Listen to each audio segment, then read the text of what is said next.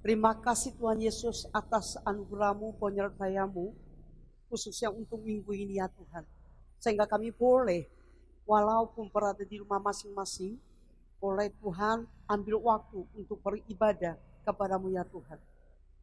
Engkau sebagai Roh Kudus akan bekerja di rumah masing-masing sampai termasuk di tempat ini, supaya dipersatukan di dalam kasih-Nya untuk memiliki iman yang kuat, yang cukup mengatasi masalah yang kami hadapi. Terima kasih Tuhan Yesus, suasana-suasana di rumah masing-masing, Tuhan Yesus yang mempengaruhi sehingga mereka bisa konsentrasi untuk ibadah kepada-Mu ya Tuhan. Tentu hamba ini pun Engkau yang menguasai, mengurapi, sehingga hamba ini secara pribadi di balik salimu, tapi Engkau-lah berbicara dengan Roh Kudus-Nya, sehingga hamba ini pun dipergunakan oleh-Mu dengan baik untuk menyampaikan firman kepada jemaatnya, sehingga melalui ibadah ini diperkuatkanlah iman jemaatnya, sehingga mereka semakin mempunyai pengharapan akan Engkau ya Tuhan. Di dalam nama Tuhan Yesus Kristus kami telah berdoa dan mengucap syukur kepada-Mu. Haleluya. Amin. Salam untuk semuanya. Saya ajak untuk membuka Alkitab masing-masing di rumah. Yang ambil ya 1 Yohanes pasal keempat ayatnya 7 sama dengan 8. Saudara-saudaraku yang kekasihi, marilah kita saling mengasihi, sebab kasih itu berasal dari Allah. Dan setiap orang yang mengasihi lahir dari Allah dan mengenal Allah. Barang siapa tidak mengasihi, ia tidak mengenal Allah, sebab Allah adalah kasih. Tetap pagi hari ini pun dikasih judul untuk seluruh jemaat supaya menangkap dengannya baik, sesuai dengan tujuan yang saya miliki untuk menyampaikan firman. Isilah hidupmu dengan kasih Allah. Berapa minggu ini saya selalu mendapat inspirasi daripada Roh Kudus-Nya untuk mengajak seluruh jemaat supaya melakukan sesuatu. Makanya saya selalu pakaikan milikilah atau isilah dan kembalilah kepada Alkitab dan sebagainya. Hari ini pun tetap saya mau pakailah untuk menyuruh atau mengajak seluruh jemaat untuk melakukan sesuatu. Isilah hidupmu dengan kasih Allah. Kita jujur-jujur bicara hidup pada bukan masa yang baru memulai sesuatu, tetapi kita hidup pada masa yang menjelang penutupan dunia ini. Makanya sangat-sangat butuh yang sesuatu di dalam kehidupan kita semua yang pada masa menjelang penutupan dunia ini. Seperti di sawah, menjelang penuaian atau panen padi, dibutuhkan sinar matahari yang panas untuk sempurnakan hasil padi itu di ladang atau di sawahnya. Sehingga petani begitu rindu ya sinar matahari yang panas untuk mematangkan, sehingga petani itu ya mendapat hasil yang bagus daripada padi yang di sawahnya. Demikian juga hidup kita pada ya zaman yang menjelang penutupan dunia ini, apa yang kita harus peduli dan juga melakukannya. Apa hal yang sangat berharga di dalam kehidupan kita semua yang pada sekarang ini? Menurut Alkitab yang saya tangkapi adalah mengasihi Allah.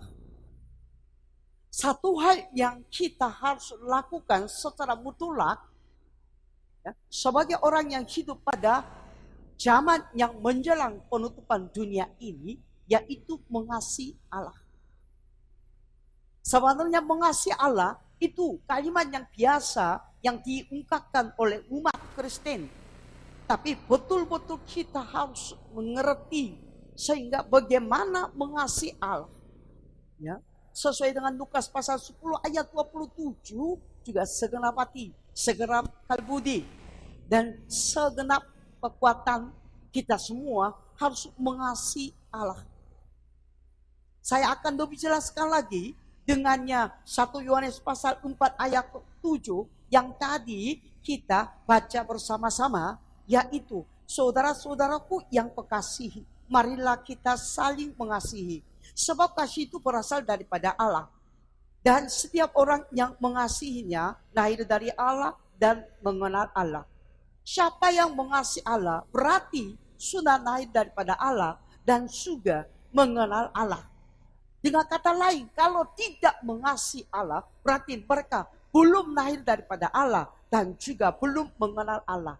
Makanya kalimat mengasihi Allah itu sangat penting artinya, ya, bagi kita semua. Karena kasih adalah berasal daripada Allah sendiri. Sehingga kita harus mengasihi Dia, baru mengenal Dia. Karena kasih adalah berasal daripada Allah. Sehingga ketika kita mengasihi Dia, pasti lebih, ya, mengenal Allah secara pribadi yang mendalam. Sehingga status kita yaitu adalah orang yang lahir dari Allah dan juga orang yang mengenal Allah. Oleh karena itu, siapa mengenal Allah pasti dia mengasihi Allah. Siapa yang tidak mengasihi Allah berarti mereka tidak mengenal Allah. Itulah adalah singkatan daripada firman yang sudah kita baca bersama-sama, yaitu 1 Yohanes pasal 4 ayat 7 sampai dengan 8. Tergantung, ya, isi kehidupan kita apa.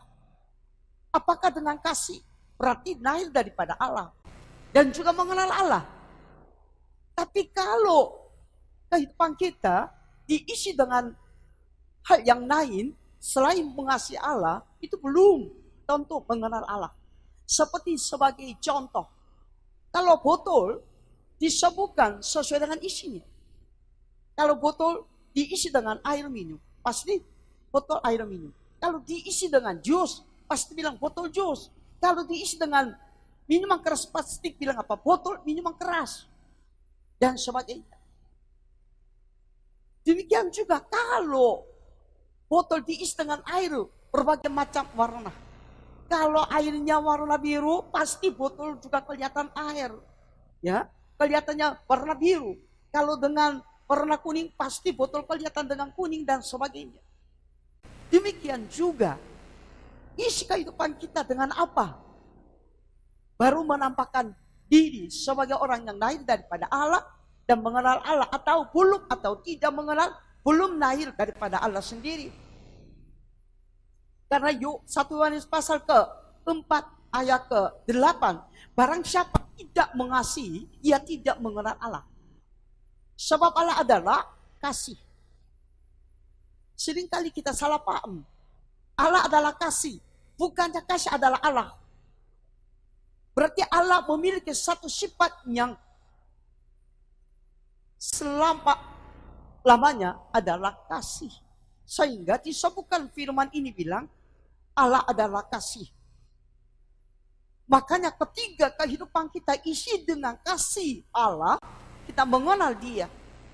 Karena bagaimanapun dan juga barang siapa yang percaya kepadanya pasti mengalami kasih daripada Allah sendiri. Kalau di Jakarta ini kalau tidak salah, nanti pada tanggal 4 bulan Juni PSBB akan diangkat. Tetapi kalau Tangerang, yang saya dapat info barusan, waktu saya perjalanan untuk ke gereja, dapat info daripada Persekutuan Orang Korea. Katanya diperpanjang sampai pertengahan tanggal 15 bulan Juni. Jadi kegiatan yang di daerah Tangerang tidak diizinkan atau belum diizinkan untuk kembali lagi aktivitas biasa seperti normal.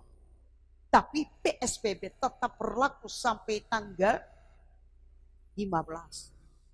Sehingga hidup kita terbatas.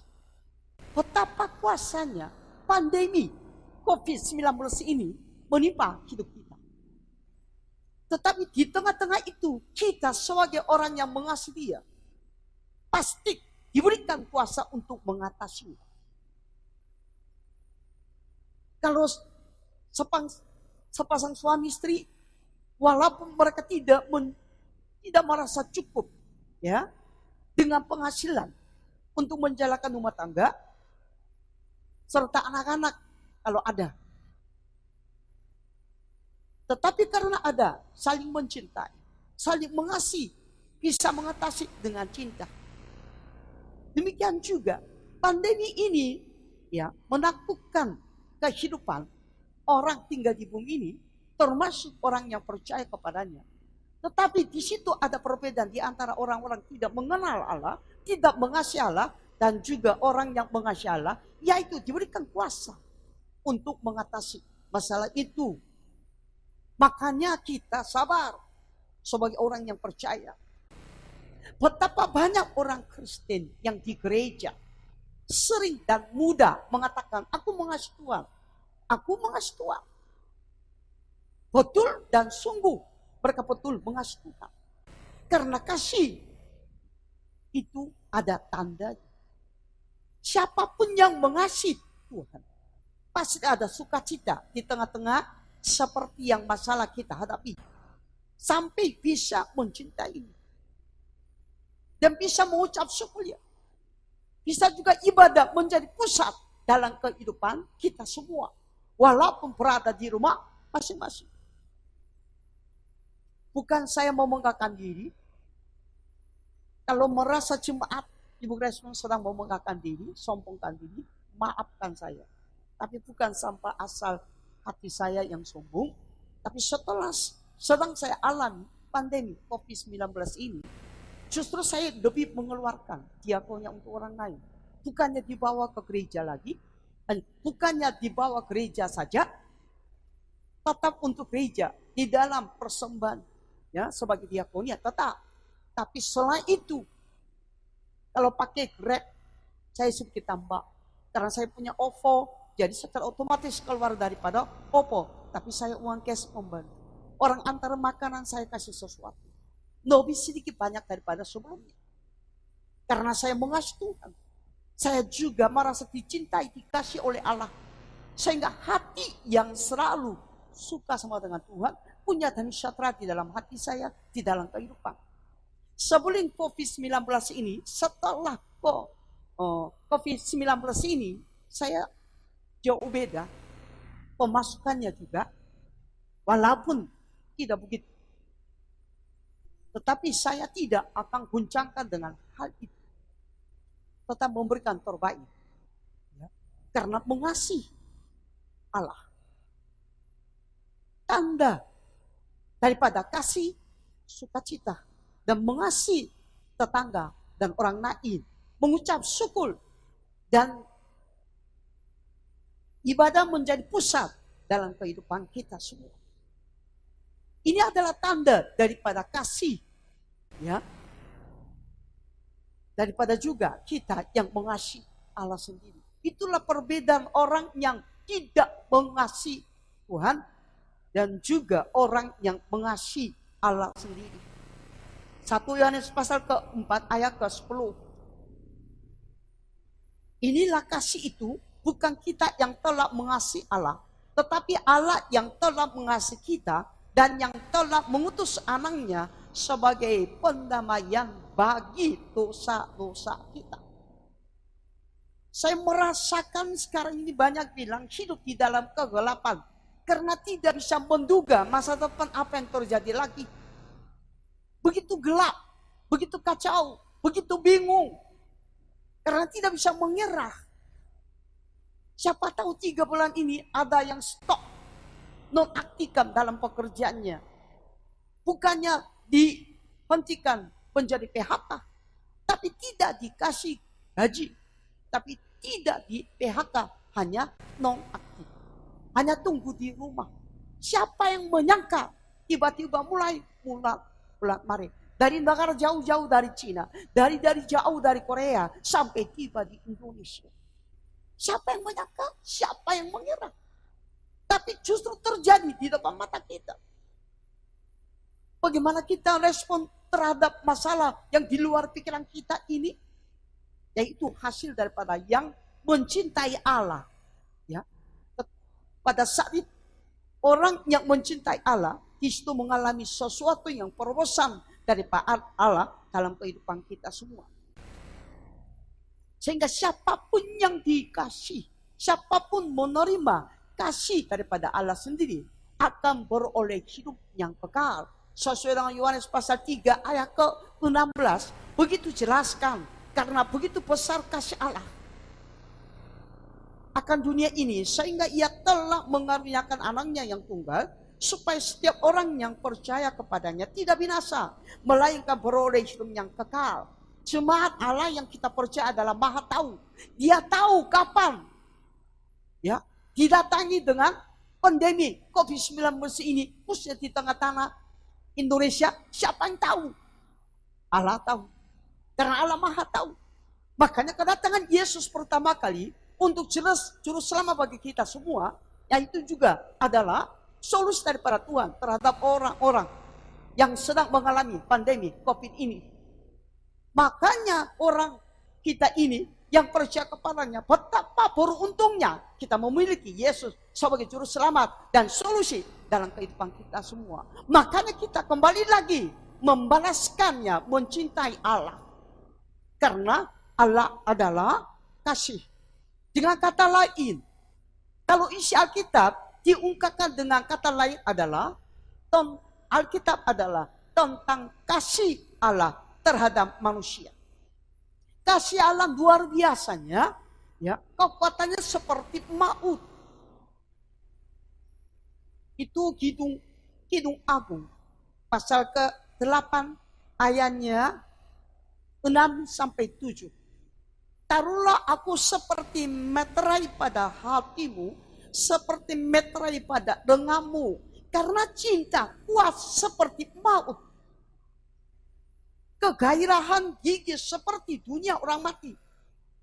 Nyalanya adalah nyala api, seperti nyala dari Tuhan. Air yang banyak tidak dapat memadamkan cinta. Sungai-sungai tidak dapat menghanyutnya. Sekalipun orang memberi segala harta, benda, rumahnya untuk cinta, namun ia pasti akan dihina. Betapanya kuasa kasih itu luar biasa. Sepertinya ya kuatnya seperti maut. Kegairahannya gigih seperti dunia orang mati. Nyalanya adalah api, nyala api seperti nyala dari Tuhan. Air yang banyak tidak dapat memadamkan cinta. Sungai-sungai tidak menghanyutkannya. Sekalipun orang memberi segala harta benda rumahnya untuk cinta, tapi namun akan pasti hina. Karena cinta daripada Allah tidak bisa diukur dengan penilaian daripada manusia ini. Sebetulnya Kidung Agung ini dituliskan oleh Naja Salomo. Mengenai tujuannya Kidung Agung ini adalah mengenai cinta. Di antara Yesus sebagai mempelai laki-laki, kita adalah sebagai mempelai perempuan. Betapanya menjelang pernikahan, calon suami, calon istri, calon mempelai laki-laki dan calon mempelai wanita, betapanya hatinya begitu gembira dan penuh dengan sukacita. Semakin menjelang tanggal, semakin menjelang waktunya ada pernikahan, bagaimana dua mempelai ini senang. Itu namanya karena cinta.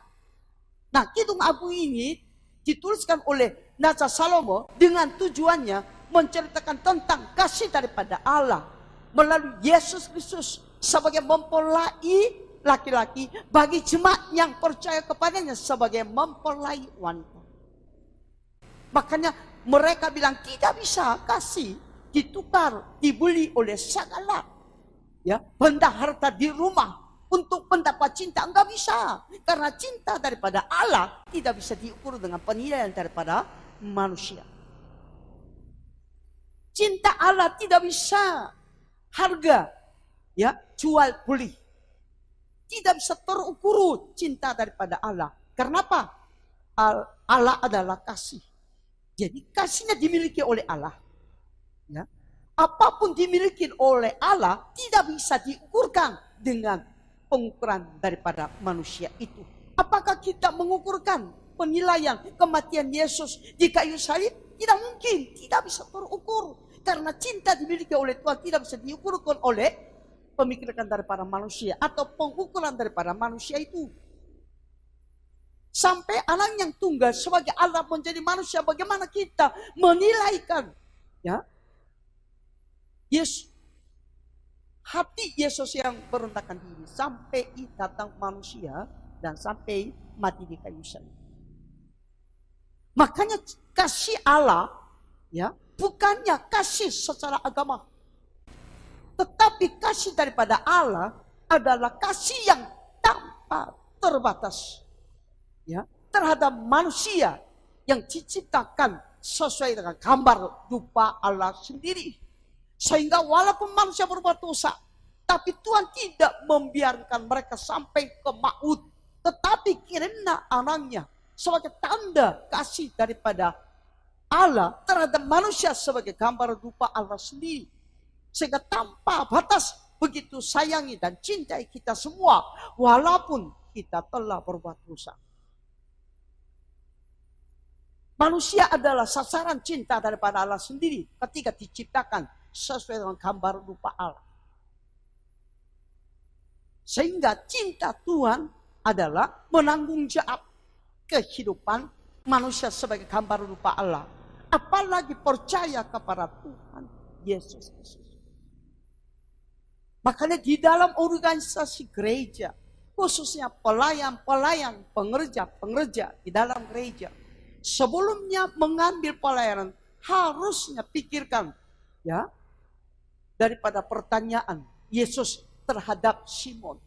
Sebelum Yesus naik ke surga, selama 40 hari namanya, setelah bangkit daripada orang mati. Hari yang ketiga. Begitu memelihara muridnya, supaya muridnya tetap percaya kepadanya sampai diterima dengan kekudusan.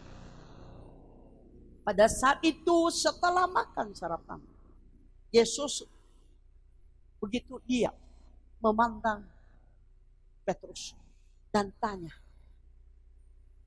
Simon, anak Yohanes, apakah engkau mengasihi aku lebih daripada mereka ini? 3 kali. Sampai Petrus merasa bingung. Apa? Dia sudah tahu Yesus adalah Allah, Maha tahu semuanya. Tetapi ditanya terus seperti orang sedang berdusta, biar mengakui dustanya. 3 kali dikejar dengan pertanyaan yang sama itu. Dan setelah Petrus semenjak yang benar tidak berubah kalimatnya, Yesus suruh kepada Petrus menggembalakan domba-domba daripada Allah sendiri. Yohanes pasal 21 ayatnya 15 sampai dengan 17. Sesudah sarapan Yesus berkata kepada Simon Petrus, Simon, anak Yohanes, apakah engkau mengasihi aku lebih daripada mereka ini? Jawab Petrus kepadanya, benar Tuhan. Engkau tahu bahwa aku mengasihi engkau. Kata Yesus kepadanya, gembalakanlah domba-dombaku. Kata Yesus pula kepadanya untuk kedua kalinya, Simon, anak Yohanes, apakah engkau mengasihi aku?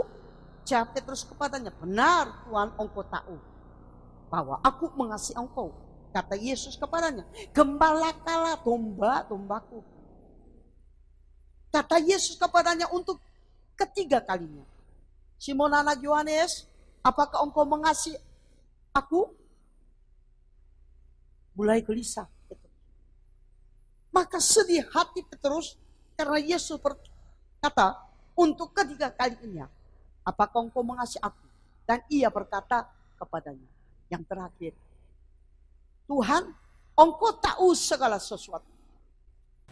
Engkau tahu bahwa aku mengasihi engkau. Kata Yesus kepadanya, gembalakanlah domba-dombaku.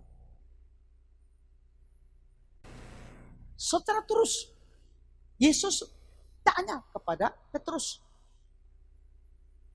Simon, anak Yohanes, bukannya bilang hanya Simon saja, tapi sampai semua ke presisinya.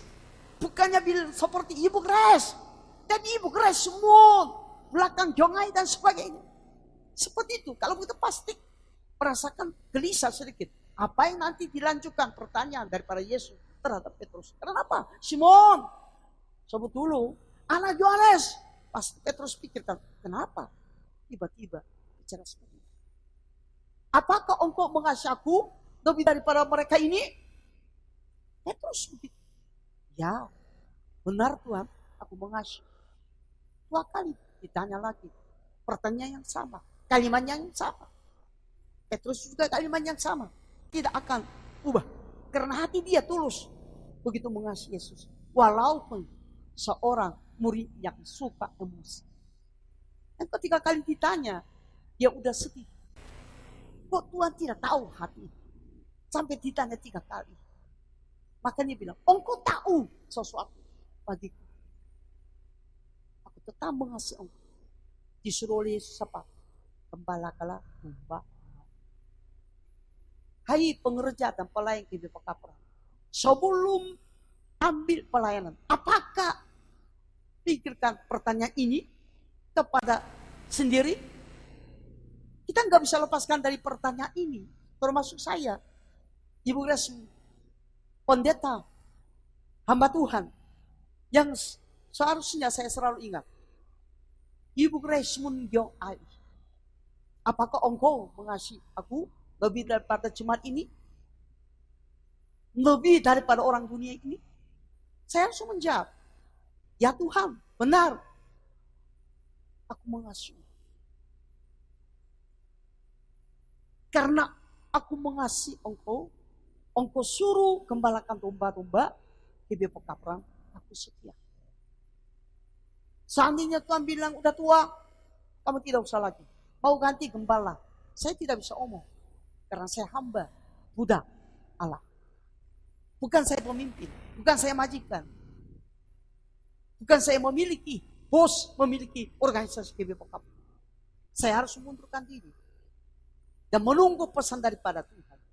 Masa tua saya, apa yang saya harus lakukan. Simon, anak Yohanes. Selalu pertanyaan ini yang harus kita ingatkan di dalam kehidupan sebagai pelayan, sebagai pengerja, dan sebagainya. Roma pasal 5 ayat ke-5. Dan pengharapan tidak mengecewakan. Karena kasih Allah telah dicurahkan di dalam hati kita oleh Roh Kudus yang telah dikaruniakan kepada kita. Sebenarnya orang-orang termasuk hamba-hamba, status pendeta dan sebagainya, kalau mengerti kasih Tuhan, tidak usah terlalu dipermasalahkan soal bahasa roh, soal nubuat dan sebagainya. Karena ini kan semacam berasal daripada Roh Kudus. Kalau salah digunakan, itu masalah pribadi mereka. Tapi karena masalah pribadi mereka, entah daripada hamba Tuhan, entah daripada pengerja atau orang percaya, menghebohkan diri, sehingga melakukan yang tidak benar di hadapan Tuhan, itu kan urusan sama mereka. Karena itu tidak bisa diubahkan, diperkecilkan artinya isi di dalam Alkitab ini. Dengannya oleh Roh Kudus, ya, kasih Allah sudah curahkan dalam hati kita, sehingga kita melayani. Menerima kasih daripada Allah artinya apa? Allah ada di dalam diri kita sebagai penguasa tunggal, mempengaruhi kehidupan, memimpin kehidupan kita semua. Karena Yesus contoh sebagai anak yang tunggal, ketika disuruh oleh Bapa di surga untuk menjadi manusia sampai mati di kayu salib, dia mengosongkan diri. Karena apa? Dia mengasihi Bapa. Sehingga buktinya daripada anak yang mengasihi Bapa, ketika disuruh oleh Bapa, dia menerima sampai menganggap tidak ada artinya. Seperti Filipi pasal 2 ayat 6 dan seterusnya. Makanya ketika dia menjadi manusia, sesuai dengan pesan daripada Bapa di surga, ya, karena sebagai tanda Allah kepada manusia yang berbuat dosa, harus ada penyelesaiannya, harus ada solusinya di antara Bapa dengan manusia yang telah berbuat dosa. Makanya disuruh daripada Bapa menjadi manusia. Dia begitu. Bahkan dibilang apa? Dia menjadi manusia penuh dengan kasih, karunia, dan kebenaran itu. Yohanes pasal 1 ayat ke-14. Makanya Allah pun selalu mengakui Yesus sebagai anak yang dicintai, dikasihnya. Injil Matius pasal 17 ayat ke-5. Dan tiba-tiba sedang ia berkata-kata, turunlah awan yang terang menaungi mereka. Dan dari dalam awan itu terdengar suara yang berkata, inilah anakku yang kukasihi. Kepadanya lah aku berkenan. Dengarlah dia. Ya, Allah yang begitu mengatakan kepada 3 murid, Petrus, Yohanes, dan Yakobus, ketiga naik gunung bersama dengan Yesus. Tampillah Elia, tampillah Musa, dan sedang Yesus berbicara sama mereka. Begitu heran dan terkejut, khususnya Petrus. Jadi Petrus mengusirkan sesuatu. Tapi tiba-tiba lah daripada awan itu suaranya yang muncul, sehingga semua yang mendengar, inilah anakku yang kukasihi.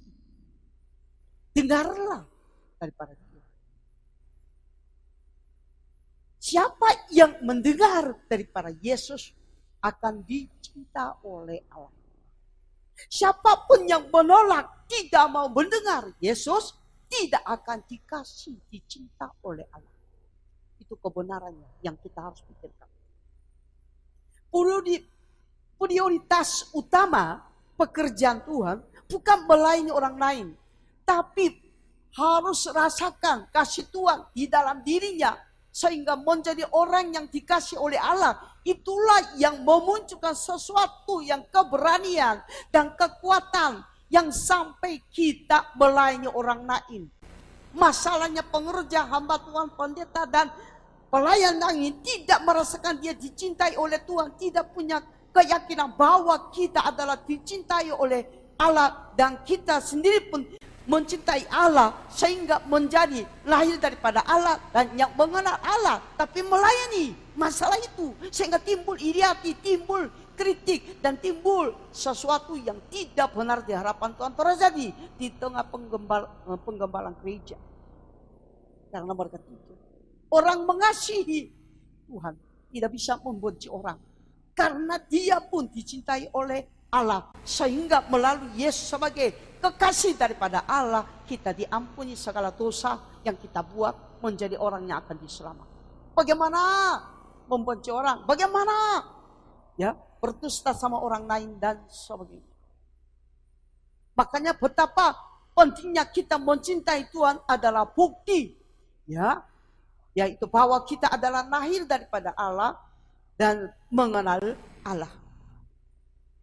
Bagaimana membuktikan diri kita mengasihi Allah dan juga dikasih oleh Allah, yaitu mengasihi sesamanya. Seperti Lukas pasal 10 ayat ke-17 begitu. Kepribadian Allah mempengaruhi kehidupan kita semua bagi orang yang mencintai Allah. Jangan ngomong mencintai Allah, tapi tidak pernah berubah sikap, baik terhadap Tuhan maupun terhadap manusia. Omongnya mencintai, tapi tidak ada tanda cinta yang kita miliki daripada Allah. Munafik kita bicara. Jangan, munafik bukannya di luar gereja. Munafik sebenarnya terjadi di dalam gereja. Bagi orang yang belum mengasihi Allah.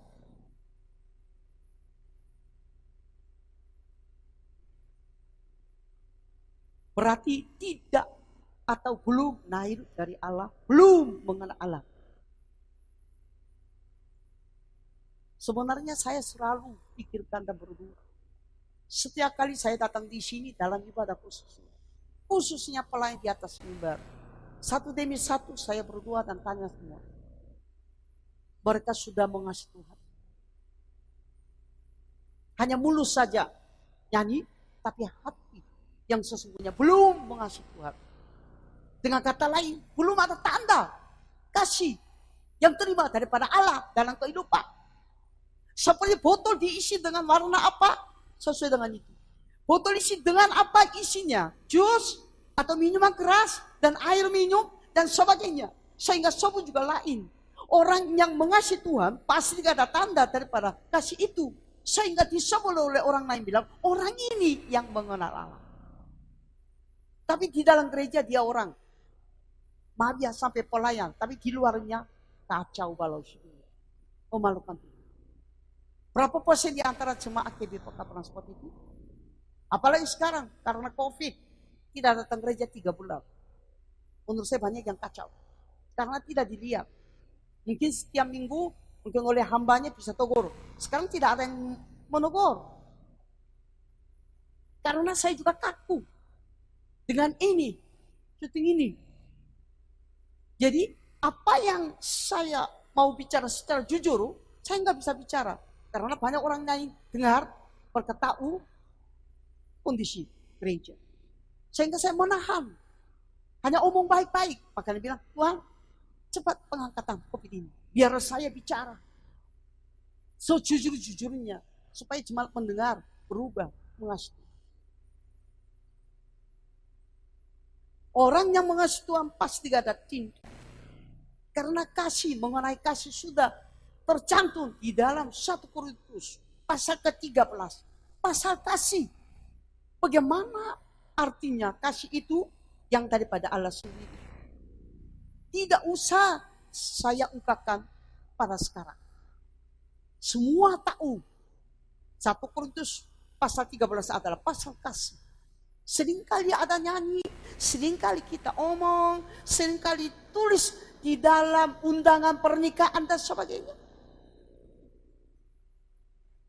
Tapi jujur bicara, begitu pernikahan enggak sampai tahun-tahun cerai. Mereka tidak mengasihi Tuhan. Sehingga tidak ada tandanya daripada kasih yang terima daripada Allah. Terlalu enteng nikah, terlalu enteng cerai. Harus ada kasih yang kita miliki daripada Allah. Pasti mengeluarkan tanda-tanda yang sesuatu. Orang-orang yang dikasihnya dapat mengasihi orang lain. Makanya betapa pentingnya rumah tangga. Anak-anak kalau tidak dikasih oleh orang tuanya dengan cintanya, pasti mereka tidak mengalami kasih yang sepuasnya, yang harus mereka perlu, sehingga mereka tidak belajar untuk mengasihi orang lain. Makanya sekarang banyak yang keluarga terpecah dan cerai. Sehingga anak-anaknya masalah. Itu yang membuat saya selalu sedih. Kalau cumanya terjadi sesuatu yang saya dapat kabarnya, sedihnya anak-anak ini. Harusnya mendapat kasih daripada orang tuanya. Tapi enggak, sepenuhnya yang mereka dapat daripada bapak dan ibunya. Pasti mereka kekurangan kasih di dalam dirinya. Sehingga jati dirinya udah rendah. Sehingga terlalu hal-hal yang mereka hadapi terluka di hati. Itu yang membuat saya selalu sedih. Bagaimana caranya? Bagaimana Tuhan? Tadi juga saya duduk di depan, tunggu giliran saya naik ibadah.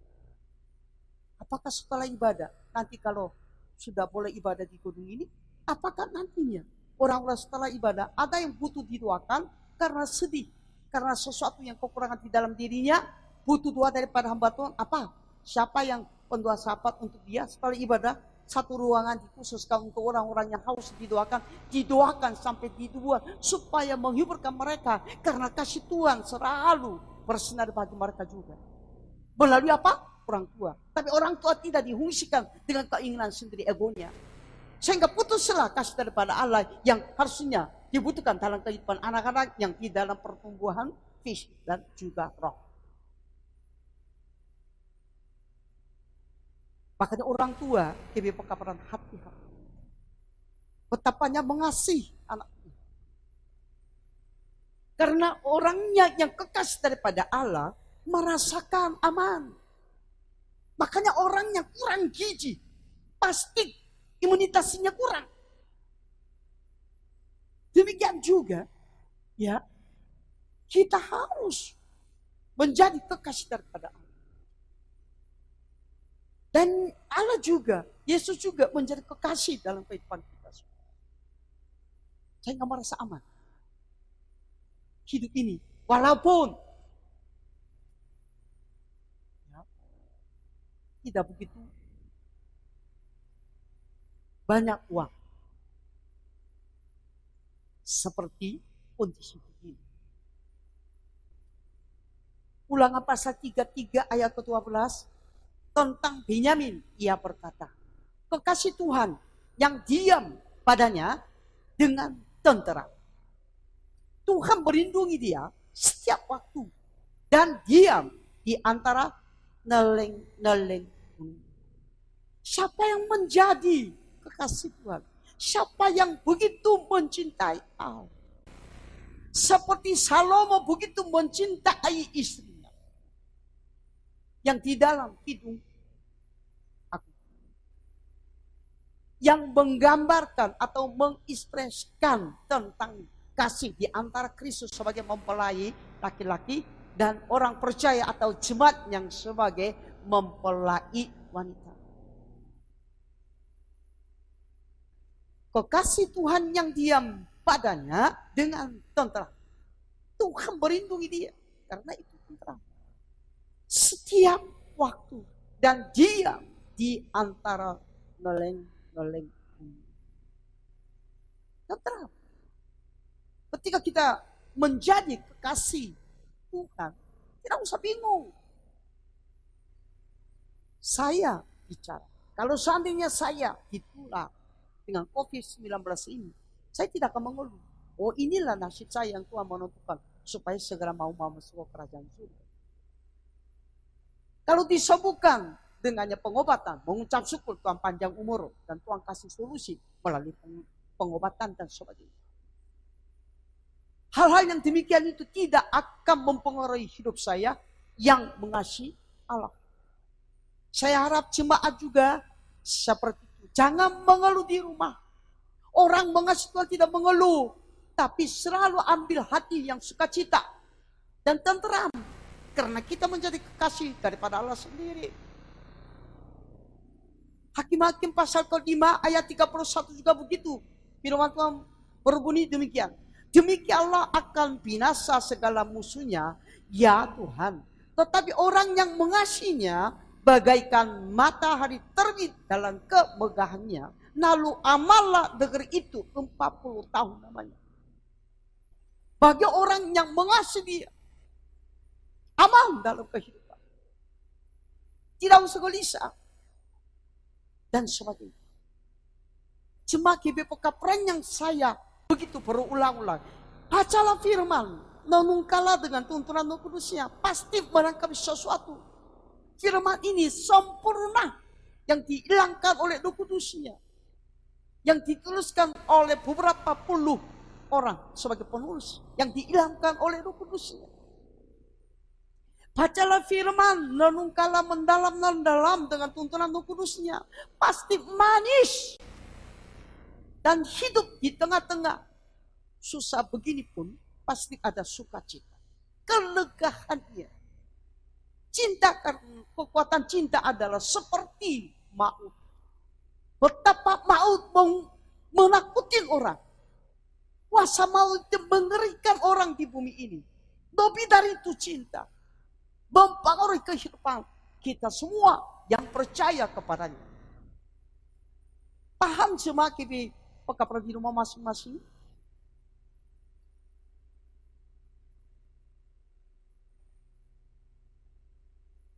Orang yang tidak dicintai, misalnya anak-anak yang tadi saya sudah sebutkan. tidak puas dicintai oleh orang tua. Pasti mereka kekurangan cintanya daripada orang tua. Sehingga kehidupan mereka berantakan. Nggak usah cari bukti jauh-jauh. Di PBB bisa akan terjadi.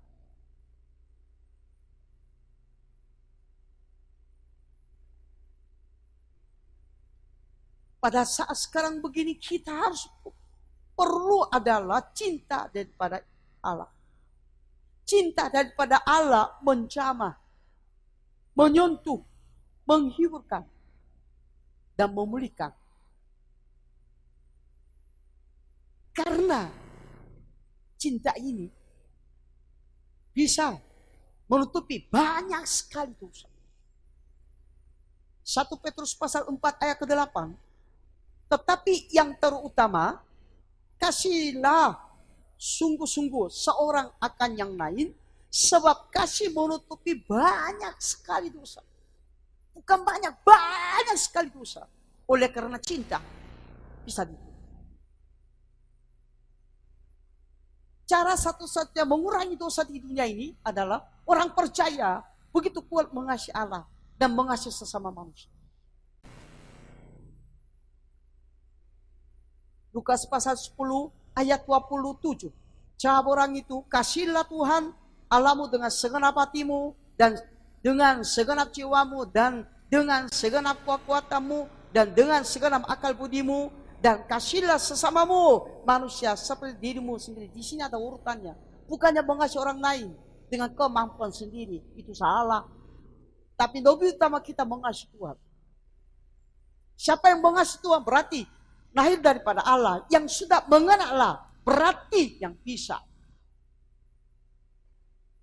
Dengan apa? Segenap jiwa, segenap kekuatan, segenap hati, dan segenap akal budi mengasihi Tuhan. Maksudnya apa? Segenap hidup untuk Tuhan. Mengasihi. Sehingga bisa mengasihi sesama manusia. Inilah adalah yang pertama kita harus lakukan. Seperti contoh, seorang anak yang terhilang, ya, karena dia mencintai dunia, dia merasakan ada sesuatu di dunia, sehingga minta warisan daripada bapaknya. Dia pergi ke kota lain, menghabiskan dengan poya-poya. Tapi dunia tidak memiliki kasih. Sehingga ketiga, apa yang dimiliki oleh anak yang terhilang ini, habis. Dunia pun membuang dia. Sampai dia mencari makanan untuk dia daripada makanan babi itu. Tapi enggak ada yang kasih sama dia. Karena dunia tidak memiliki cinta. Karena cinta atau kasih adalah berasal daripada Allah. Cinta hanya dimiliki oleh Allah sendiri. Dunia tidak memiliki cinta. Semakin dibuka pernah jangan lupa. Dunia tidak memiliki cinta. Dunia tidak memiliki kasih. Berarti tidak ada pengharapan. Tapi muncul dosa-dosa. Tapi ketika siapa yang mengasihi sama yang lain, menutupi banyak sekali dosanya. Marilah kita kembali kepada kasih Allah. Dengan kata lain, buktilah kita lahir daripada Allah dan mengenal Allah sehingga mencintai Allah. Kita kembali kepada Allah dengan cinta. Ya. Bagaimana? Yaitu kita selalu mengasihi, kembali kepada Tuhan dengan firman-Nya. Saya sekarang berdoanya bosan. Tuhan, angkatkan COVID-19 ini. Kami percaya Engkau merindu. Sepertinya orang tidak mengenal Tuhan, tapi hanya mulutnya diulang-ulang terus seperti burung. Saya tidak mau. Sekarang saya bagian Mazmur. Saya terus baca Mazmur, khususnya dimazmurkan oleh Nazar Daud. Saya ambil kata-kata itu dan saya berdoa sama dengan Tuhan. Dan di dalam Mazmur ada yang 7 kali menyembah Tuhan setiap hari. Saya sekarang mulai praktek. Setiap hari 4 kali. Saya berlutut, tersungkur di hadapan Tuhan di kamar saya, dan saya angkat tangan, saya baru mazmur. yang seingat-ingatnya perkataan daripada Mazmur daripada Raja Daud yang saya ulang berdua sama Tuhan dengan penyembahan pujian setiap hari. Ya, nggak lama, sekitar 4 hari sekarang.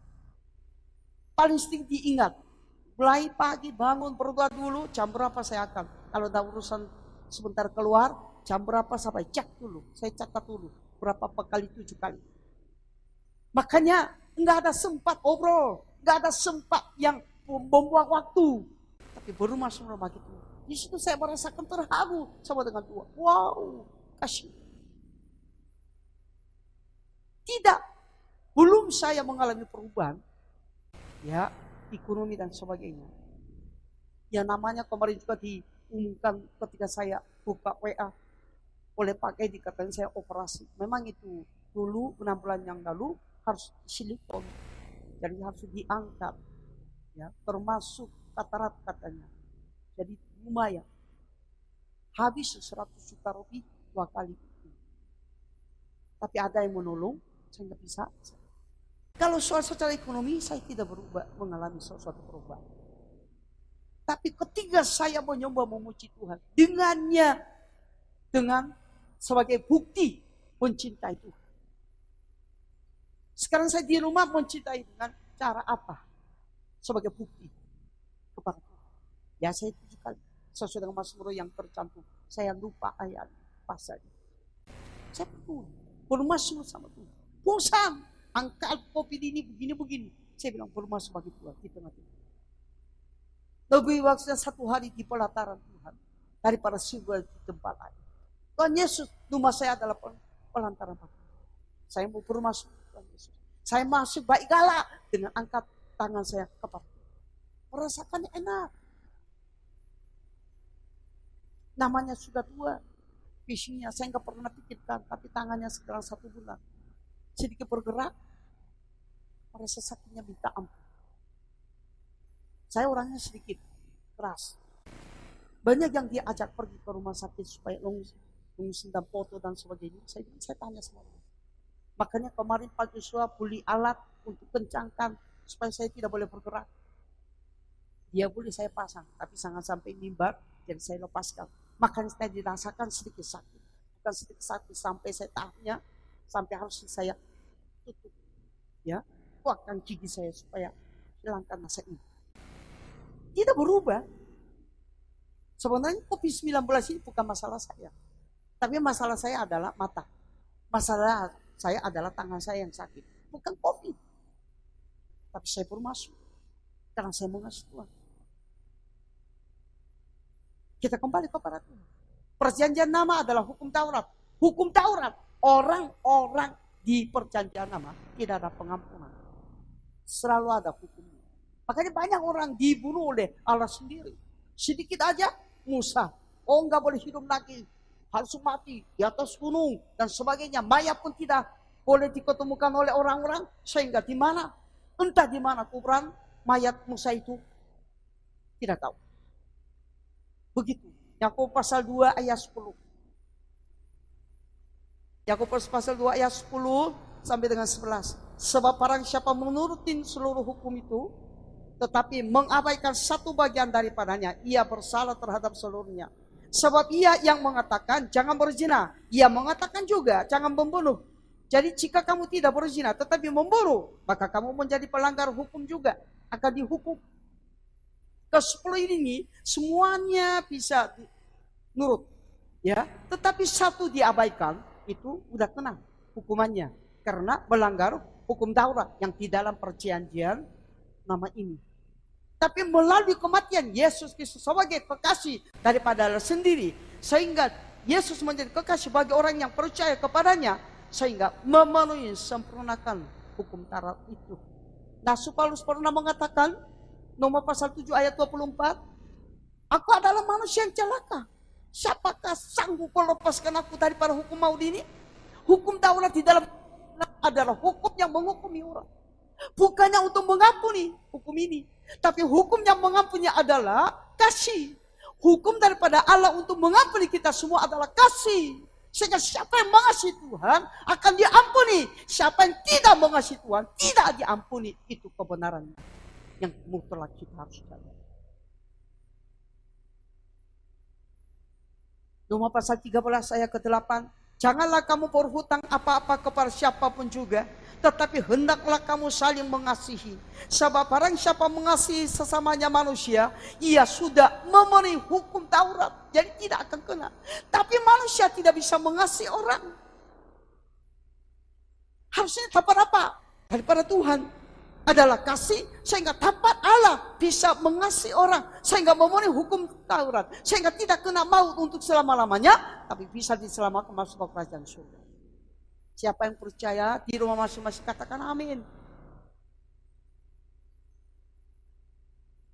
Orang yang mengasihi Allah memenuhi hukum Taurat, sehingga dibebaskan dari hukuman itu, tapi masuk ke kerajaan surga. Siapa yang memiliki kasih Kristus di dalam dirinya, berarti memenuhi hukum Taurat. Karena kasih daripada Kristus itu punya kuasa. Karena dia sampai dalam mati di kayu salib. Sebagai bukti kasih dia terhadap manusia yang penuh dengan dosa. Sehingga ketika kasih Kristus ada di dalam diri kita, sampai memenuhi kehidupan kita, pasti memenuhi hukum Taurat, sehingga bisa diselamatkan dan juga menutupi banyak sekali dosa-dosanya. Marilah saling mengasihi Tuhan, marilah saling mengasihi sesamanya. Keselamatan kita adalah mencintai Kristus. Sehingga dengan cintanya daripada Kristus, mengasihi sesama yang lain. Mendahului, mencintailah Kristus. Dengan segenap hati, dengan segenap akal budi, dengan segenap kekuatan, dan sebagainya. Sehingga dapat kasih daripada Allah dengan kuasanya bisa mengasihi sesama manusia. Itulah pada akhir ya zaman ini yang menjalankan penutupan dunia ini, bagaimana selamatkan diri, yaitu jalan satu, mengasihilah Tuhan, mengasihilah sesama manusia. Karena ini adalah bukti bahwa kita lahir daripada Allah dan juga mengenal Allah. Tuhan Yesus memberkati kita semua.